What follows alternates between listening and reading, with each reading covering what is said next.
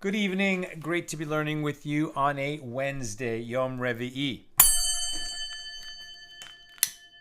Let's light up the darkness.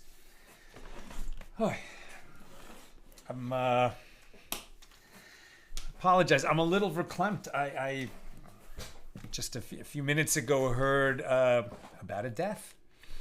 A guy named David, I guess to preserve privacy, a guy named David W. That I just know from our golf club at the public course here in Los Angeles, Rancho Park. I didn't know him well, but he was a Jewish guy. I played with him in a bunch of tournaments. He was such a nice guy. Probably about my age, maybe a little older. And he was struck by a car. Just struck by a car, and the driver was blinded by the sun. Very freak accident. So I'd like to dedicate our learning today in memory of David W. I'm thinking his last name in my mind. I don't know his Hebrew name. I really didn't know him that well. But he was such a nice guy. And so, David, may you have a great portion in the world to come, and may the merit of our learning lift you a little bit higher in that world today. And we say amen. Who's in the house? Melissa in Great Neck, Joe in the Inland Empire, Guy in Ohio, Renee, Indiana, Nancy, North Carolina, Shandor in the Bronx, Paul in the Great Northwest, Joseph in Nevada, Shannon, New Jersey, Bill in mid-Missouri, Karen in Northern California, Lorraine in Texas, Gail in Kansas City, Lucy in Minnesota, Bella in Florida, Tom in PA. Thank you, folks who are saying BDE, Baruch Dayan Emes. When you hear about a death, you say, blessed is God, the true judge, or blessed is the true judge. Welcome, Howard from Southern Illinois, Aoife in Florida, Ella in Southern California, Alan in New York City. Just shows how precious life is. Just nothing is a given, nothing is guaranteed. Got to make the most of every day.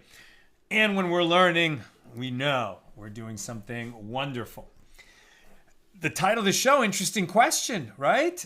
May a Gentile learn Torah? Did we even know this was an issue? I know there's a lot of non-Jewish people who are learning in our class. We're going to get into that question. Hint, I'm not telling you that you have to leave the class by any means.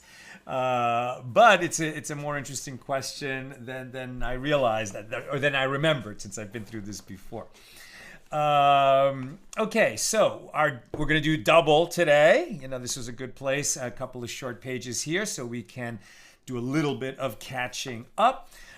Pages 58 and 59 here in Tractate Sanhedrin, the 24th volume of the Talmud, continuing our discussion of Mishna number 7 in chapter 7. And we've been talking about the Noahide commandments, the 7 commandments that all humans are obligated in. Jews have a bunch more commandments, but all humans are obligated in the 7 commandments that were given to Noah and his family as they came off the ark. I mean, some were given earlier, but they were completed at the time that Noah stepped off the ark with his family. Okay, and we're all descendants of Noah and his family. So we pick this up near the bottom of page, or about halfway down, page 58a, which is a nice short daf, enabling us to do a double today. But we'll keep it moving. Okay, the master said in this baraisa that Rabbi Eliezer says his father, this is referring to his father's sister. Okay, so this is one of the 7 Noahide commandments, is that the Bnei Noah, the descendants of Noah, right? So in other words, Gentiles, as opposed to Jews, are obligated or are prohibited from engaging in prohibited sexual relations, right? They have the same, they cannot engage in prohibited sexual relations. And how do we know that, right? So there are a list of, prohibited relationships for Jews that don't apply to Gentiles. So how do we know which prohibited relationships apply to Gentiles? So the sages are going to look at Genesis 2:24, where it says, "Therefore a man shall leave his father and his mother, and shall cleave to his wife, and they shall be one flesh." So establishing, that what the Torah commands for Gentiles is that they marry and have children, and that their marriages should be monogamous, right? So outside of marriage is going to be prohibited, and now we're going to get into a little more detail about that. So the master said in this baraisa that Rabbi Eliezer says his father, right? A man shall leave his father and his mother. His father, this is referring to his father's sister, right? He can't marry his aunt.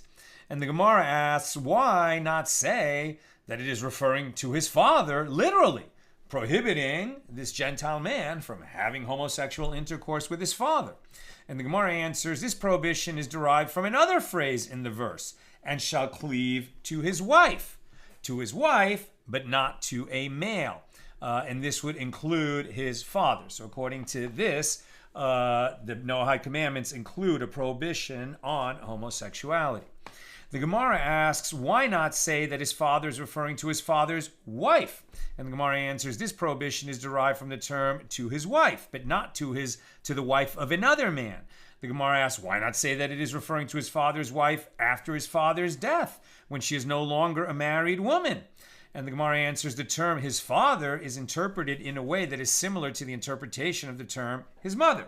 Just as his mother is not forbidden due to her marriage to his father, but rather due to her relationship to him, so too, the term his father is not referring to a relative who is forbidden to him due to her marriage. Rabbi Eliezer says that his mother is referring to his mother's sister.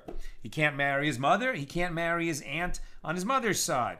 The Gemara asks, but why not say that it is referring to his mother literally? And the Gemara answers, that prohibition has already been derived from the term to his wife, but not to the wife of another man. And his mother is his father's wife. So the Gemara asks, but why not say that it is referring to his mother after his father's death, when she is no longer married to his father? And the Gemara answers, the term his mother is interpreted in a way that is similar to the interpretation of the term his father. And just as the term his father is not interpreted literally, so too the term his mother is not interpreted literally. Rabbi Akiva says his father, this is referring to his father's wife. The Gemara asks, but why not say it is referring to his father literally? And the Gemara answers, that prohibition is derived from the term and shall cleave to his wife, but not to a male. The Gemara challenges, if so, the prohibition of his father's wife is also derived from another term to his wife, but not to the wife of another man. And the Gemara explains the term to his wife is referring to his father's wife after his father's death, when she is no longer married. Just so we can help keep this straight, I'll just read where this law ends up, even as we're listing it out. According to Rambam, right, according to Maimonides, he rules that there are 6 situations in which sexual intercourse is forbidden to the descendants of Noah. Now, this doesn't mean that everything else is permitted. What they're saying is that under the Noahide commandments, as interpreted from the Torah and from Torah law, these are 6 prohibited relationships on a Torah level. Right. Certainly, there may be rabbinic prohibitions, that anything like incest should be prohibited to Noahides, to Gentiles, just like to the Jews. And certainly, the Noahides themselves, who are establishing systems of law and courts of law, are free to pass laws prohibiting, every type of incest. However, they're going to define that. But just as a matter of Torah law, these are the categories that, according to Rambam, would be prohibited for Gentiles. And so what would they be? Intercourse with one's mother, with the former wife of his father, right? His father's wife, current wife, like his stepmother, that's prohibited anyway, because another category is with a married woman, right? So Gentiles are prohibited by Torah law from engaging in adultery. But even a father's former wife, like if his father and his stepmother divorced, he still cannot be with his former stepmother. Also with one's maternal sister, like I said, a married woman, with a male. So homosexuality is prohibited according to this, and with an animal. Bestiality is prohibited for Gentiles, just like for Jews. And this is in accordance with the opinion of Rabbi Akiva. With regard to one's maternal sister, whom Rabbi Akiva does not mention in the Baraisa as a forbidden relative, the Rambam apparently derives it from other sources. Okay, so that's the basic categories. Rabbi Akiva says his mother is referring to his mother literally. The Gemara challenges, but that prohibition is derived from the term to his wife, but not to the wife of another man. And the Gemara explains, according to Rabbi Akiva, the term his mother is referring to his mother whom his father raped, i.e., she might be his mother, but she was never the wife of his father. Nevertheless, she is prohibited to him. With regard to what principle do Rabbi Eliezer and Rabbi Akiva disagree, Rabbi Eliezer holds, now on page 58b, that the term his father should be interpreted in a way that is similar to the term his mother.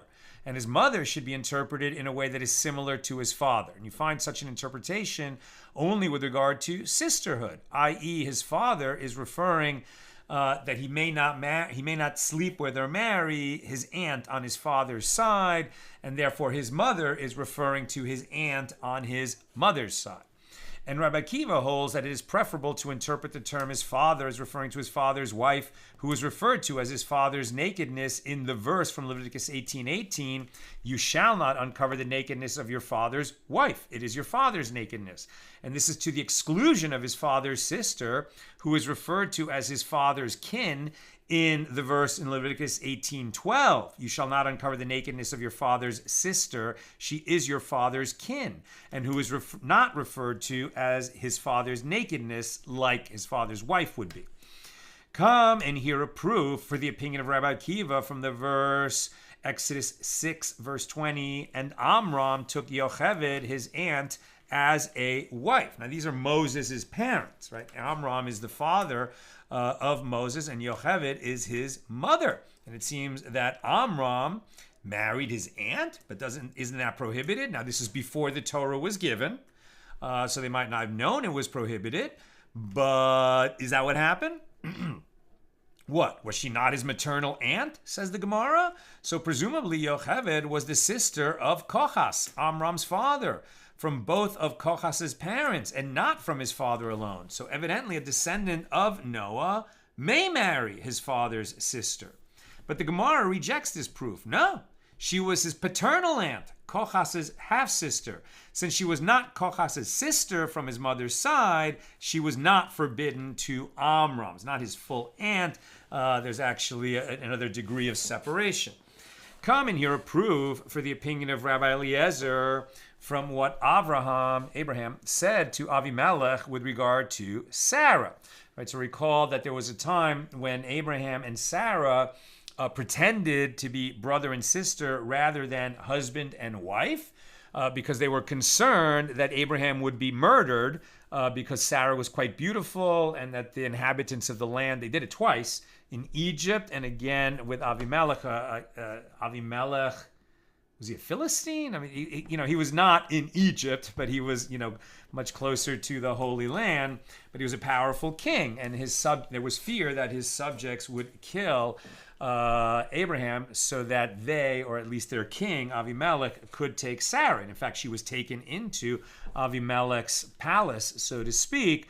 But everybody got sick and couldn't go to the bathroom, and they quickly determined that they had the wife of a prophet in their midst, and that they better not sleep with her, rape her, marry her, etc. They better give her back to Abraham. That incident is in Genesis 20. So with regard to this incident, it says in Genesis 20, verse 12, and moreover, she is my sister, the daughter of my father, but not the daughter of my mother, and so she became my wife. They said, why did you tell us that she's your sister? Why did you lie to us? Now, they were, on the surface, simple level, because if we didn't say that, you might have killed me, thinking that I'm her husband, and then you could marry her after you kill the husband and take the widow. So that's why they said brother and sister. But it was not a total lie at all. In fact, Sarah was Abraham's half-sister. Again, that's something that happened long before the Torah was given, when it said the Jews could not do that. But it would seem that something that was permitted to Abraham before the Torah was given would be permitted to Gentiles. That's the argument being made here. So Abraham said, she is my sister, she's the daughter of my father, but not the daughter of my mother, right? So in other words, Sarah was Abraham's sister with the same father, but with later, a different wife. By inference, the daughter of the mother of a descendant of Noah is forbidden to him. Now, the Gemara rejects this proof, but how can you understand that Sarah was Abraham's sister? She wasn't his sister, she was his niece, his brother's daughter. By tradition, it is known that Sarah was Haran's daughter, Iscah. And since that was so, there is no difference whether they were paternal relatives, and there is no difference whether they were maternal relatives. In any event, she was permitted to him, even according to the halacha of Jews. By Torah law, a Jewish man can marry his niece. That's permitted in the Torah. We don't do it, but it's permitted in the Torah. Again, right, we're talking about actual written Torah prohibitions, and then there's rabbinic decrees on top of that. But here we're talking about Torah prohibitions. So rather, this is what Abraham was saying to Avimelech there. She is related to me like a sister, as the daughter of my brother is like a sister, and our relationship is from the side of my father, but not from the side of my mother.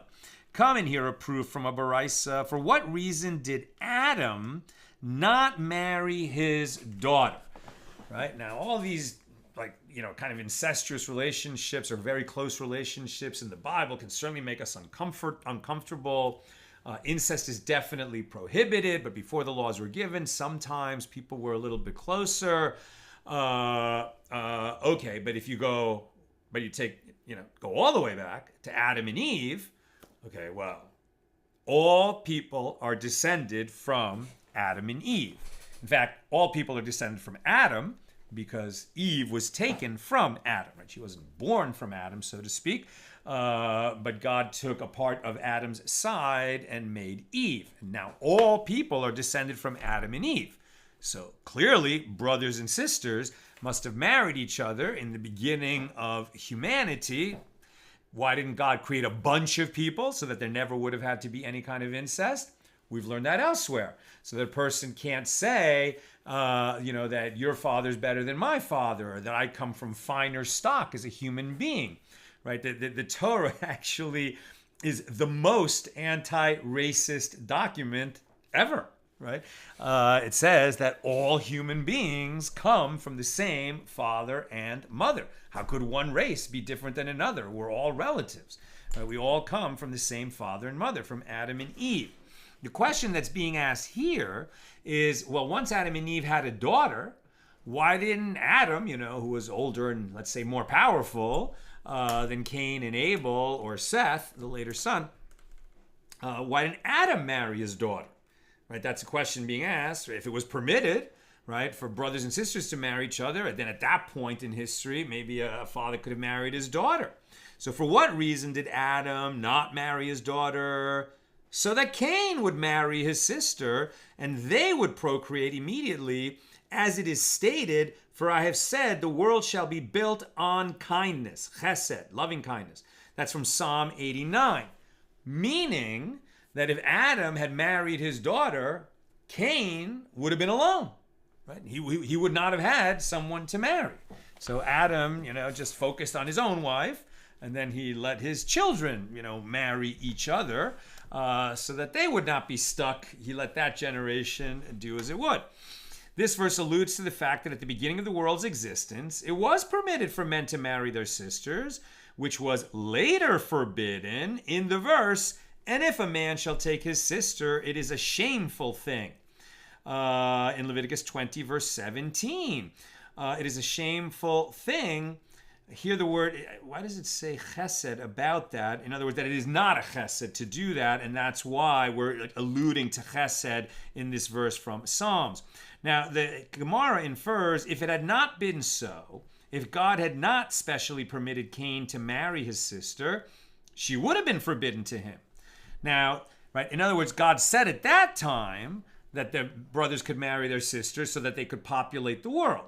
But later, when the Torah was given, this was prohibited, right? So in other words, God gave special permission at that time for brothers to marry their sisters in order to populate the world, but later that became prohibited.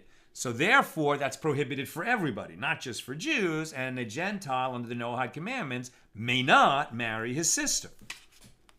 So apparently this would be difficult according to the opinion of Rabbi Akiva, who deems it permitted for a Gentile to marry his sister. And the Gemara rejects this proof. No, once it was permitted for Cain to marry his sister, it was permitted for all descendants of Noah to do so, and it was forbidden only to the Jews. Rav Huna says a Gentile is permitted to marry his daughter. And if you say, for what reason did Adam not marry his daughter? It was so that Cain would marry his sister, because it is stated the world shall be built on kindness. But as a technical matter, he would have been permitted. And there are those who say that Rav Huna did not say this. Rather, Rav Huna says a Gentile is prohibited from marrying his daughter. And know that this is the law, as Adam did not marry his daughter. The Gemara rejects this and says, but that is not so, as this is the reason Adam did not marry his daughter, so that Cain would marry his sister, because it is stated, the world shall be built on kindness. Again, I don't think that non-Jews are regulating their affairs and marrying or not marrying their sisters according to the sages' interpretation of the Noahide commandments. These are just sort of minimum laws about what the Gentiles are permitted or not permitted to do, again, according to Torah law. But they are commanded to establish courts and systems of law where they are free to outlaw any kind of incest. And clearly, that is what Gentiles have done throughout the world and throughout history. Next subject, Rav Chizda says, a Canaanite slave is permitted to marry his mother, and he is permitted to marry his daughter. This is because he has left the category of a Gentile by immersing in a ritual bath for the purpose of becoming a slave to a Jew, and consequently all his previous family relationships are disregarded according to the law. But he has not entered the category of a Jew. Right? A Canaanite slave becomes attached to a Jewish family, so he leaves the category of being a Gentile, but he has not become a Jew because he's still a slave to a Jewish family. When a Canaanite slave goes free, he is permitted and even encouraged to complete his conversion and become a Jew. He's already left being a Gentile behind when he became a slave because there's a bunch of things that are no longer permitted to him. But because he's in this kind of in-between place, there's a few things that are permitted to him that would be prohibited to a Jew, and this is one of them. When Rav Dimi came from Eretz Yisrael to Bavel, in the land of Israel, to the Jewish community in Babylonia, he said that Rabbi Lazar says, that Rabbi Hanina says, in the case of a descendant of Noah, who designated a maidservant, a female slave, as a mate for his slave, and then he himself engaged in intercourse with her, he is executed for adultery on her account. Right? So very interesting that a non-Jew who owns slaves, right, and then he purchases a female slave to essentially marry, or at least to mate with his male slave, well, then he's created a marriage type relationship between his slaves. And if he then, sleeps with, seduces, rapes, orders, whatever, they're his slaves. If he then sleeps with the female slave, then he has committed adultery, and he would be liable to the death penalty. Again, there's no Jewish court that's going to step in between a non-Jew and his slaves in a time in history when this is practiced, and condemn him to death. But as a matter of Torah law, he would be subject to that penalty. The Gemara asks, from when is this maidservant that the Noahide, that the Gentile purchases for his male slave, from when is she considered to be the mate of his male slave? And Rav Nachman says, from the time that she is called so-and-so's girl. And the Gemara asks, from when is she released from her relationship with the slave? And Rav Huna says, from the time that she exposes her head in the marketplace. Since married women would cover their hair, even among the Gentiles, by exposing her hair, she proves that she no longer wishes to remain with him. She's declaring that she's a single woman. Rabbi Lazar says that Rabbi Hanina says a descendant of Noah who engages in intercourse with his wife in an atypical manner, this is anal intercourse, is liable for engaging in forbidden sexual intercourse. Why would that be? As it is stated in the verse we've been talking about, Genesis 2, verse 24, and shall cleave to his wife, an expression that indicates natural intercourse, but not intercourse in an atypical manner. This is not the law. Rava says, is there any action for which a Jew is not deemed liable, but a Gentile is deemed liable for performing it? Why is he mentioning this? Because under halacha, under Torah law, under Jewish law, if a Jewish man and a Jewish woman who are married, they can do it however they want. Okay, and we've studied this elsewhere in the Talmud. They can do it however they want. Okay, they want to do it in the typical manner or in the atypical manner. This is permitted as long as both parties want to engage in this kind of marital relation. It is permitted. So how could it be possible that it would be permitted for a Jewish husband and a Jewish wife to have sex in an atypical manner, but it would not be permitted for a non-Jewish husband and his non-Jewish wife to perform the same act? Makes no sense, and that's why that is not the law. It is permitted for Gentiles to do it in the atypical manner if they're married, just like Jews. So rather, what is it that we're prohibiting? Rava says that the verse is to be understood as follows. A descendant of Noah who engages in intercourse with the wife of another man, okay, so that's adultery. It is prohibited and would be liable to the death penalty. But if he does it in the atypical manner, then he would be exempt from the death penalty. It would not be permitted, but it wouldn't trigger the death penalty. And what is the reason? Because the verse states, and shall cleave to his wife, but not to the wife of another. And with regard to this prohibition, the verse states, and shall cleave, indicating standard intercourse and not intercourse in an atypical manner.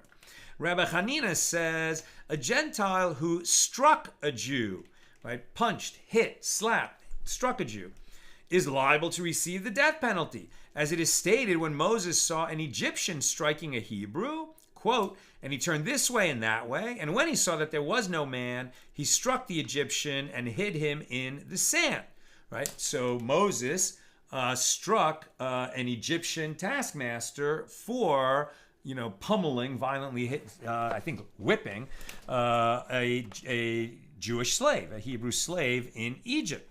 And Rabbi Hanina says, one who, and where the law comes out on this, when we say that a Gentile who punches a Jew is liable to the death penalty, we don't mean a court-imposed death penalty. We mean charis, right? Excision, death at the hands of the heavenly court, some kind of shortened life or some other heavenly punishment.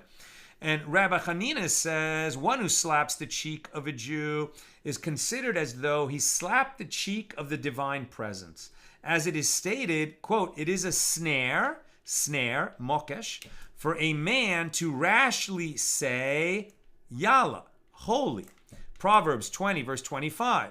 And this verse is interpreted homiletically to mean one who strikes, nokesh, a Jew, is considered as though he hurt the cheek, lo'ah, of the Holy One.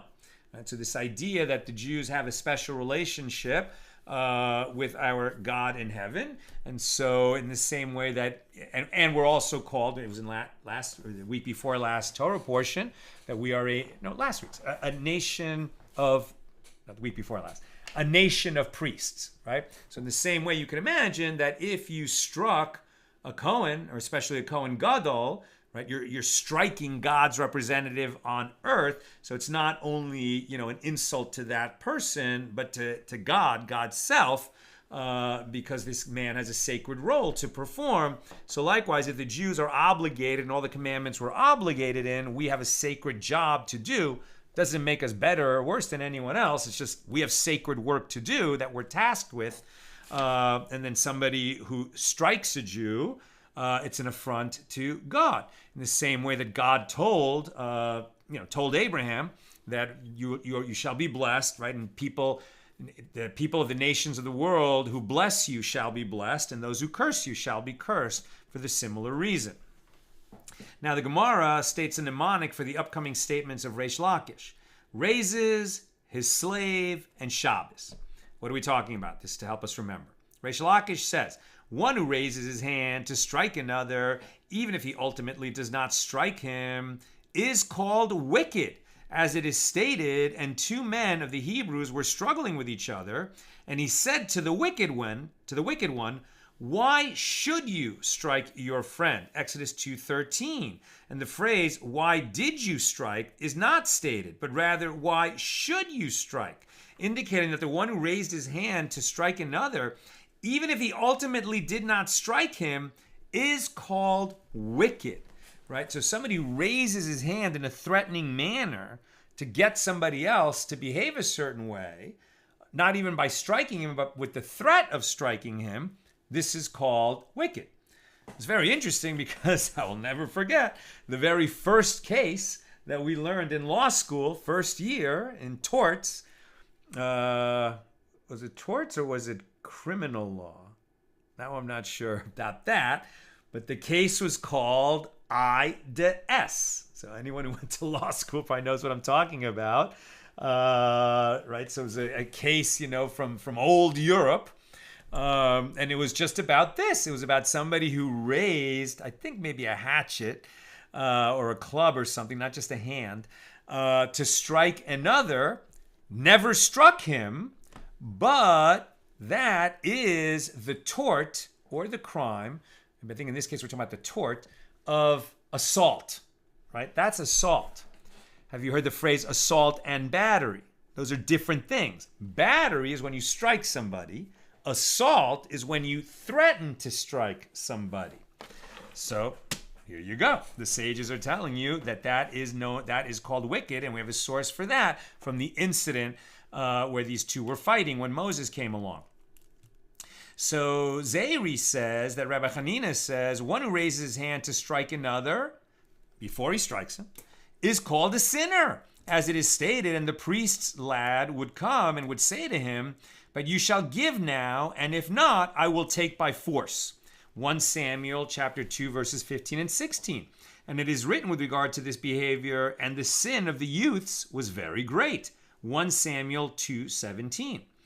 Now Rav Huna says his hand should be cut off, as it is stated, quote, and the high arm shall be broken, from Job 38:15. If one habitually lifts his arm to strike others, it is better that it be broken. And the Gemara relates that Rav Huna cut off the hand of a person who would habitually hit others. He didn't do such a punishment to one who just threatened to hit others, but to somebody who actually is violent and is constantly striking others. This is a terrible, terrible thing, and that person deserves a severe punishment. Rabbi Elazar says such a violent person who goes around hitting other people has no remedy but burial, as it is stated, and as a mighty man, the Ish Zeroah, who has the earth, from Job 22, verse 8. And the expression ish zeroa literally means a man of the arm. And the verse is interpreted homiletically to mean that one who habitually strikes others deserves to be buried. And Rabbi Lazar states a different interpretation of that verse. The land is given only to mighty men who can protect themselves from all enemies, as it is stated, and as a mighty man who has the earth. And in connection with that statement, the Gemara notes that Reish Lakish says, what is the meaning of that which is written, quote, one who works, Oved, his land shall have plenty of bread, Proverbs 12:11. It means that if a person makes himself like a slave, ke'eved, to the land, devoting his efforts to it, he will have plenty of bread. But if not, he will not have plenty of bread. Good common sense there. And Reish Lakish says, a Gentile who observes Shabbos is liable to receive the death penalty, as it is stated, and day and night shall not cease, Genesis 8, verse 23, which literally means, and day and night they shall not rest. And this is interpreted homiletically to mean that the descendants of Noah may not take a day of rest. Do we hold by that? No. And the master said, 57a, that their prohibition is their death penalty, i.e., the punishment for any prohibition with regard to the descendants of Noah is execution. They don't have other punishments. So if they have violated something, they technically be liable to the death penalty, though we wouldn't impose it. And Ravina says, if a descendant of Noah observes a day of rest on any day of the week, even one not set aside for religious worship, for example, on Monday, he would be liable to this penalty. But the Gemara challenges this. But let the Tana count this prohibition among the 7 Noahide mitzvahs. And the Gemara explains, well, when the Tana counts the 7 mitzvahs, he counts only those that require one to sit and refrain from action, not those that include a prohibition against performing a certain action. He does not count commandments that require one to arise and take action. But the Gemara challenges that and says, but the mitzvah of establishing courts of judgment that is incumbent on Noahides, on Gentiles, is a commandment to stand up and take an action. It's not just a prohibition which makes you desist from a certain action to not do. Yeah, thou shalt not. There is a thou shalt, right? Thou shalt establish courts of law. And the Gemara answers, this mitzvah contains a requirement to stand up and take action, i.e. the obligation to establish courts and carry out justice. And it also contains a requirement to sit and refrain from action, i.e. the prohibition against doing injustice. Now, with regard to Gentiles keeping Shabbos, very interesting, right? What happens when a Gentile is converting? Right, when somebody is converting to Judaism, so he has to learn how to live as a Jew. And it's very difficult to learn all the rules of Shabbos and all the different things that we can't do.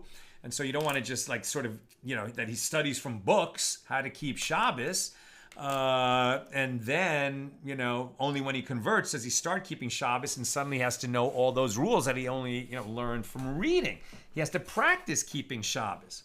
And so that's what happens is Gentiles who are converting to Judaism, they do keep Shabbos, but every Shabbos, they violate Shabbos in some small way. They carry something that is not permitted to carry. They turn one light on and off. They do one thing so that they're not keeping Shabbos strictly, right? So it's only that what would be prohibited is for Gentiles to keep Shabbos like a religious Jew keeps Shabbos. And you can honor the Sabbath day, don't turn on your TV, don't turn on your phone, don't do a million things, just like the Jews. But if you're not Jewish, in some way you have to distinguish your Shabbos from the way that a religious Jew would keep Shabbos, and that's what people who are in the process of conversion do. Okay, now the question that was in the title of today's class, and we're on page 59a. Rabbi Yochanan says, a Gentile who engages in Torah study is liable to receive the death penalty, right? Because there's no other penalties for violating prohibitions. So if he engages in Torah study, he would be liable to the death penalty. As it is stated, Moses commanded us a law, Torah, an inheritance of the congregation of Jacob. Deuteronomy 33:4. And this indicates that it is an inheritance for us, for the Jews, and not for them, the non-Jews. So is that true? Non-Jews who study Torah would be liable to a death penalty? No, we're just at the beginning of this debate, but I'm just going to read to you where this ends up. So here's according to the note. The issue about a Gentile who engages in Torah study. The issue is explained in several ways by various commentaries. According to the Meiri, a Gentile may not study Torah if his intention is to challenge Jews based on what he learns. Right? If he's trying to find gotchas so that he can argue with the Jews, then that's not permitted. But he may study Torah in order to observe mitzvahs properly. What are the mitzvahs that are incumbent on a non-Jew? The Noahide commandments, right? So in order to understand the Noahide commandments and do them properly, he can study Torah. And since, right, the first Noahide commandment is do not deny the existence of God, or the positive version of that is know about God, understand God. So then, of course, you can read the Bible in order to understand about God.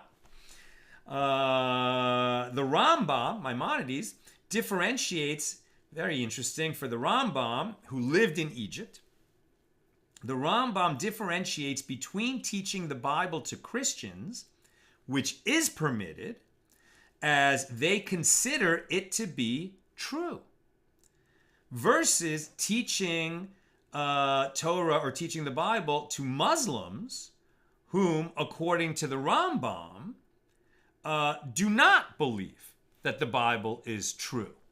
And for that reason, a Jew can teach Bible to Christians but not to Muslims, right? According to the view of Rambam.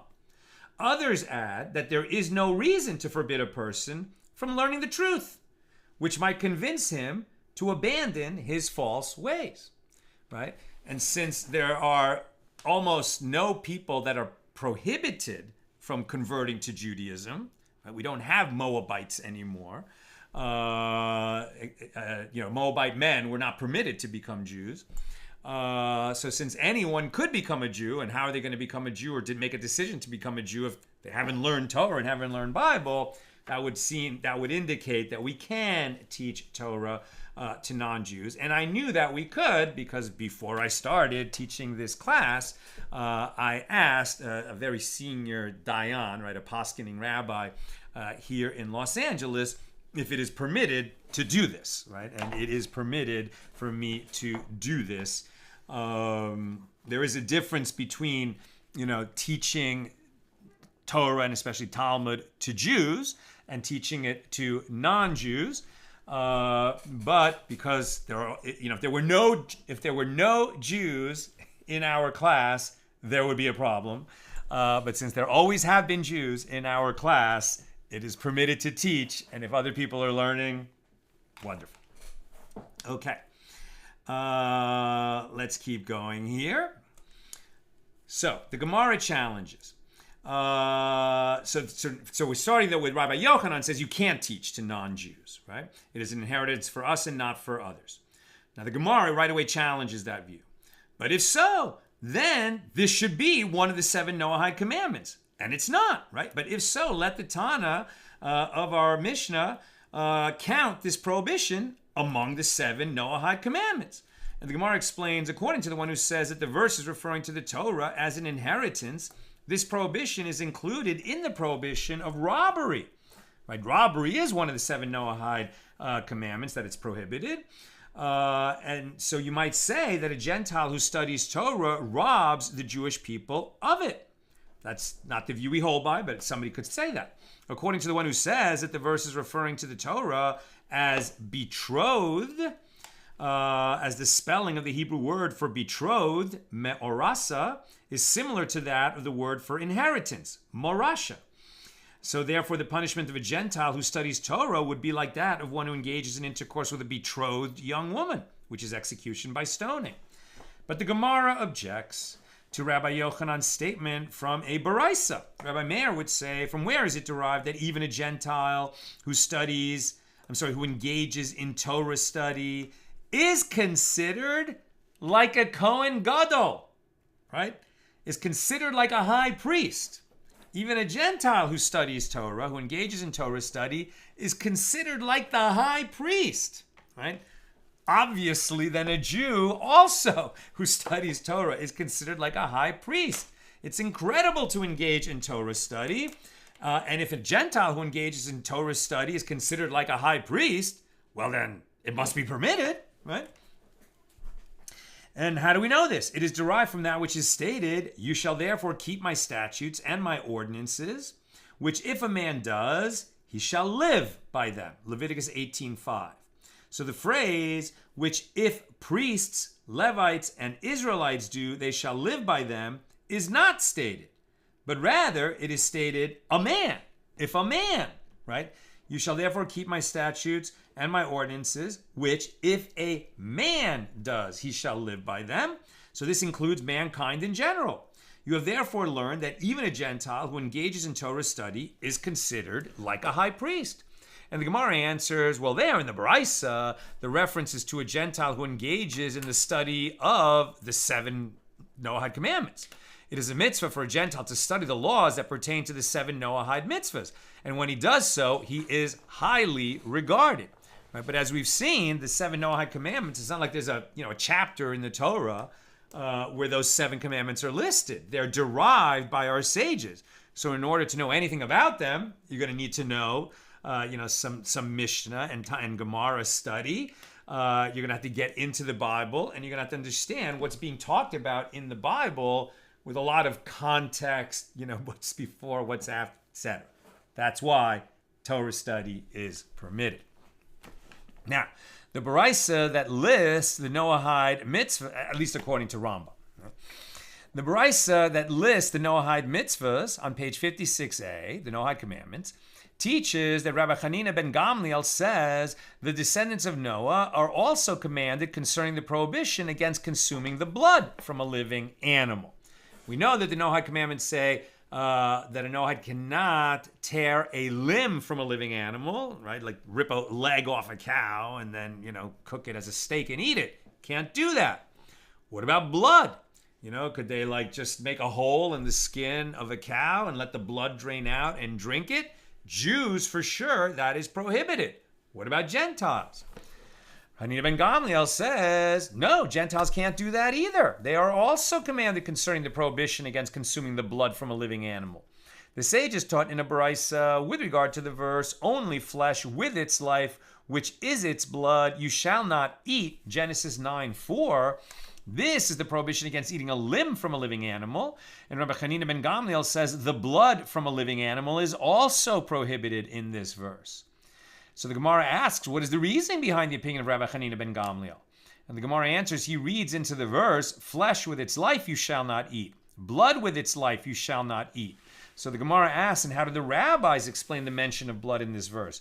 After all, in their opinion, blood from a living animal is not forbidden to Gentiles. And the Gemara answers that comes to permit eating limbs from living creeping animals. The verse indicates that the prohibition does not apply to creeping animals whose blood is not considered separate from their flesh. The Baraisa continues, similarly, you can say that according to the opinion of Rabbi Hanina, blood from a living animal is also forbidden to the Jewish people in particular, as it is stated, quote, only be steadfast in not eating blood, as the blood is the life, and you shall not eat the life with the flesh. Deuteronomy 12:23. With regard to the statements, only be steadfast in not eating blood, this is a limb from a living animal, and the statement, as the blood is the life, this is blood from a living animal. So this would be prohibited to both Jews and non-Jews, it sounds like. So the Gemara asks, and how do the rabbis who hold that there is no specific prohibition with regard to blood from a living animal for the Noahide interpret this verse? And the Gemara answers, that verse comes to teach the prohibition against consuming blood spilled in the process of bloodletting, as this blood through which this is blood through which the soul departs. The Gemara asks, according to Rabbi Hanina ben Gamliel, why do I need the Torah to write this law with regard to the descendants of Noah? And why do I need the Torah to repeat it at Sinai with regard to the Jews? Aren't Jews also descendants of Noah? And the Gemara answers that this is to be understood in accordance with the opinion of Rabbi Yosei, the son of Rabbi Hanina. As Rabbi Yosei, the son of Rabbi Hanina, says, Any mitzvah that was first stated with regard to the descendants of Noah and was repeated at Sinai was stated for this group and for that group, i.e., it applies to both Gentiles and Jews. But a mitzvah that was stated with regard to the descendants of Noah and was not repeated at Sinai among the mitzvahs given to the Jewish people was stated for the Jewish people and not for the descendants of Noah. And we have only the prohibition against eating the sciatic nerve to which this classification applies. And this is according to the opinion of Rabbi Yehuda, who holds that the verse, therefore, the children of Israel do not eat the sciatic nerve, which is on the hollow of the thigh, until this day. Genesis 32:32. And this is referring to the sons of Jacob, right, the children of Israel, who are commanded to observe this prohibition even though they had the status of descendants of Noah. The master said in a Baraisa, any mitzvah that was stated with regard to the descendants of Noah and was repeated at Sinai was stated for this group and for that group.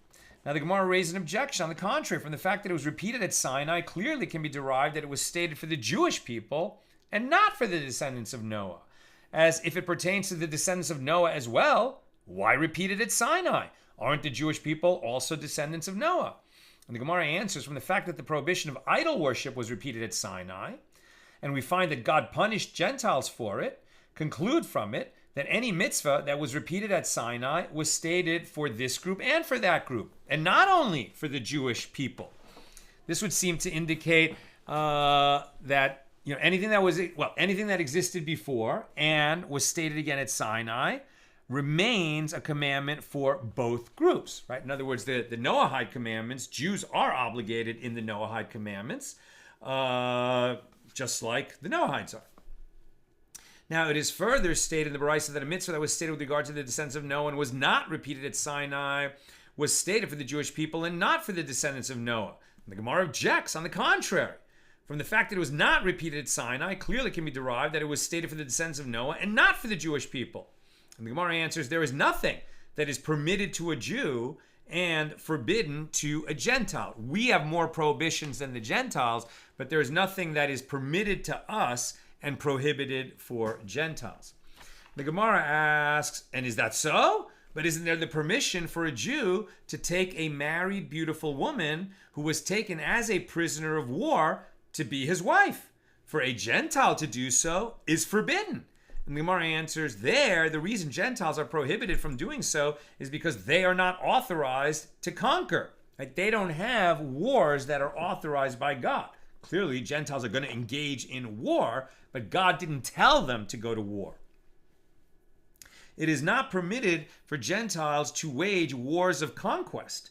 And the law of marrying a beautiful woman is stated only with regard to a war of conquest. Therefore, the fact that a beautiful woman who is a prisoner of war is permitted only to a Jew and not to a Gentile does not indicate that Gentiles have a higher degree of sanctity. It's because of the special circumstances of the Jewish wars of conquest. The Gemara asks, but isn't stealing less than the value of one peruta prohibited to a Gentile and permitted to a Jew? And the Gemara answers, it is because Gentiles are not apt to grant forgiveness of debts, even of less than the value of one peruta. Therefore, for a Gentile to take even such a minuscule amount is considered robbery, whereas Jews normally forgive such small amounts. It is stated in the Baraisa that any mitzvah that was stated with regard to the descendants of Noah and was repeated at Sinai was stated for both this group and for that group. Now we're on page 59b, and I'm almost done. Questions or comments, please get them in now. So the Gemara asks, but isn't there the mitzvah of circumcision, which was stated with regard to descendants of Noah, i.e. Abraham and his descendants, who had the status of descendants of Noah at that time? As it is written that God said to Abraham with regard to the mitzvah of circumcision, and as for you, you shall keep my covenant, you and your offspring after you, throughout their generations. Genesis 17:9. And it was repeated at Sinai for the Jewish people. And on the 8th day, the flesh of his foreskin shall be circumcised. And nevertheless, it was stated for the Jewish people alone and not for the descendants of Noah. And the Gemara answers, that verse stated at Sinai is not necessary for the mitzvah itself, but rather it comes to permit circumcision on Shabbos. And it is derived from the phrase, on the 8th day, that circumcision must always be performed on the 8th day, and this is the law even if it falls on Shabbos. Therefore, the mitzvah is not considered to have been repeated at Mount Sinai. And the Gemara asks, but isn't there the mitzvah of procreation, which was stated with regard to the descendants of Noah? And as it is written, and you be fruitful and multiply, swarm in the land and multiply in it. Right? All the humans had been wiped out by the flood. Now Noah and his family come off the ark, and God says to them, be fruitful and multiply, fill the earth with people. And it was repeated at Mount Sinai in the verse, go say to them, return to your tents. Right? After the 10 commandments were given, God says to Moses, go return to your tents. Right? And what that means is they were prohibited from having marital relations for 3 days before God appeared on Mount Sinai and gave the 10 commandments so that they would be in a state of purity. And after that event was over, okay, the husbands and wives could go back to making babies. Right, Deuteronomy 5:26, when the Jewish men were commanded to resume conjugal relations with their wives after having been commanded to separate from them in preparation for the giving of Torah. And nevertheless, the mitzvah of procreation was stated for the Jewish people and not for the descendants of Noah. And the Gemara answers that verse at Sinai is not necessary for the commandment itself, but rather it comes to teach a different law, that any matter that was prohibited by an official vote of the Sanhedrin requires another vote to permit it. Even if a rabbinic prohibition is no longer relevant, it is not automatically canceled, but rather a special ruling is required to cancel it. Right? God told Moses, and Moses told the people, stay away from a woman. Do not come near a woman. And then after it was over, Moses, who's essentially acting as the Sanhedrin, is now rescinding the order, as it were.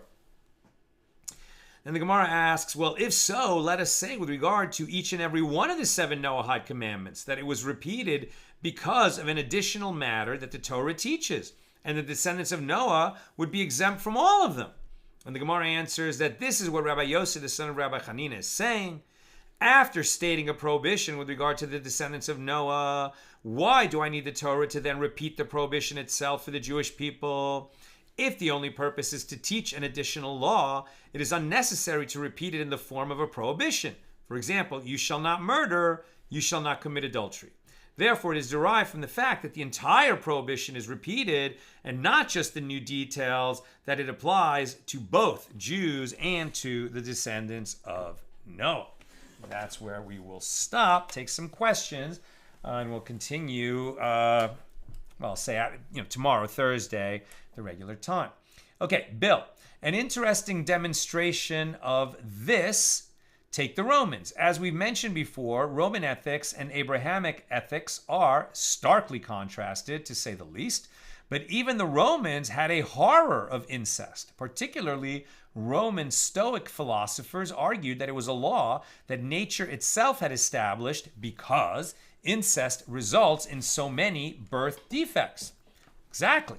And weren't there also some Roman emperors who, violated this law and had bad results? Sharon, so many Torah prohibitions were performed by Torah personalities prior to receiving Torah. For example, marrying sisters, right? Jacob married Rachel and Leah.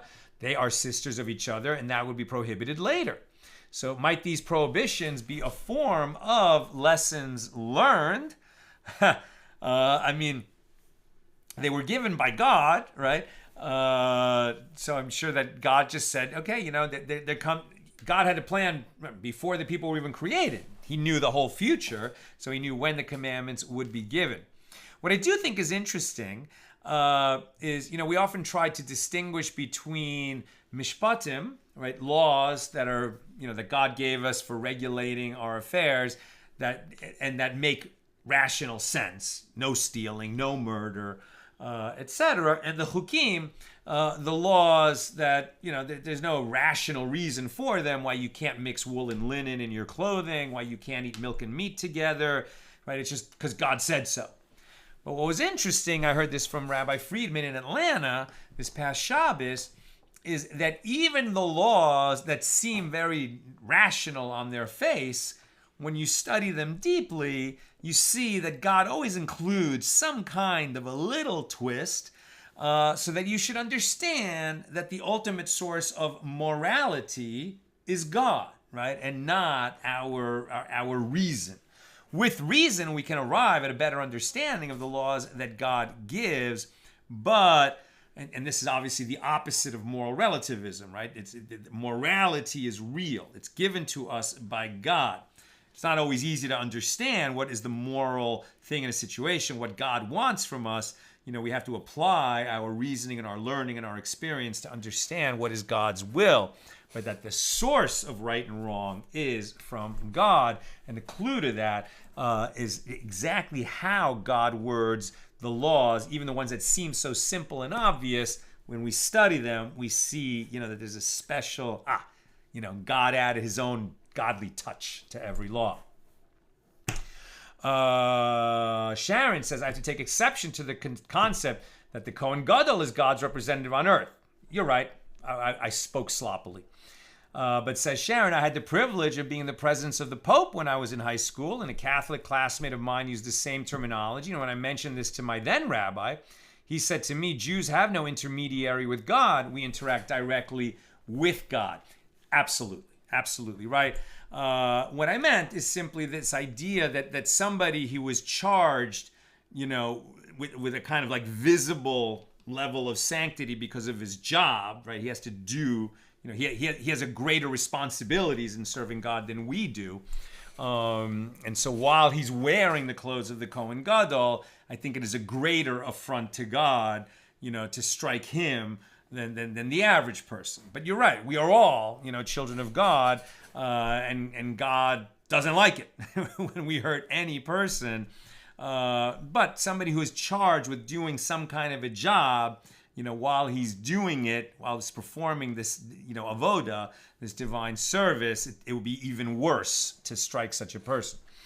Joseph, it's my understanding that Shabbos was given to Adam and Eve. Very, very good point, right? I mean, Shabbos is from the very beginning. God worked for 6 days and rested on the seventh. So why would we say that Shabbos is only for the Jews? Wasn't it given to all people? But the commandment, thou shalt keep Shabbos, thou shalt observe Shabbos, that was given to the Jews, right? So the idea that non-Jews would have a rest day, yeah, good. And that was given to all humanity. But to observe Shabbos the way that Jews keep Shabbos with, thousands of extra rules on how to observe that rest day, that's Jewish, right? That's particular. Bill, also pro tip from a member of a Noahide religion that retains Shabbos to fellow Gentiles that want to keep a Shabbos without transgressing into doing it precisely the way our Jewish brethren do, cook. Nice, simple, straightforward, and also you get delicious food. Perfect, right? Perfect. That's exactly right, Bill. Jews cannot cook on Shabbos. Non-Jews can cook on Shabbos. Wonderful. Turn off all the screens. Enjoy the day of rest. Learn some scripture and cook. Perfect. Tom, weren't there non-Jews at Sinai? Fascinating question. Right? Fascinating question. Because who was there? We know that there was the Erev Rav, the mixed multitude that came out of Egypt with the Jews. It's not so surprising. There were some Egyptians who were like, yeah, I don't want to be on the losing side of this. I can see which way it's going. And they left Egypt with the Jews. Now, at what point did they become Jews? They basically became Jews, right? They converted to Judaism when they joined the Jewish people. But when did that happen? Right when they left Egypt? Doesn't sound right. After the Torah was given, and then maybe the system started to come into place for how you become a Jew.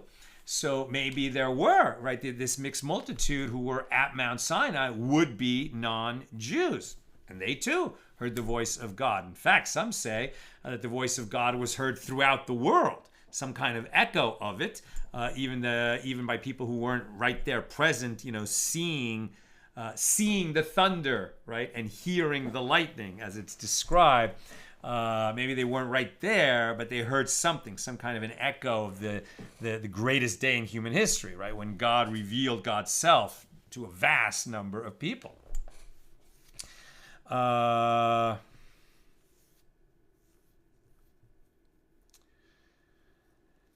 That's what I've got for us today. And with God's help, we'll be together again tomorrow, Thursday at the regular time, 6 p.m. Pacific. Have a great night.